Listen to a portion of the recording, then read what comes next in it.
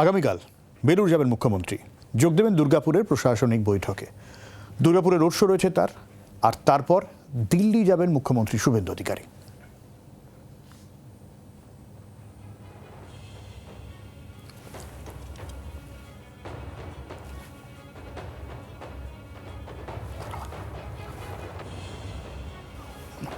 শ্রেয়সী রয়েছেন আমাদের সঙ্গে, শ্রেয়সীর কাছ থেকে আরো আপডেট নেব। শ্রেয়সী, একেবারে দেখো, আগামীকালের যে কর্মসূচি জানা যাচ্ছে সেক্ষেত্রে মুখ্যমন্ত্রী শুভেন্দু অধিকারী তিনি দিল্লি যাচ্ছেন। এর আগেও বহুবার দিল্লি গেছেন তিনি, কিন্তু মুখ্যমন্ত্রী হওয়ার পরে কিন্তু এখনো পর্যন্ত তিনি দিল্লি যাননি এবং সেক্ষেত্রে আগামীকালই তিনি দিল্লি যাচ্ছেন। সেক্ষেত্রে দুর্গাপুরে তার যে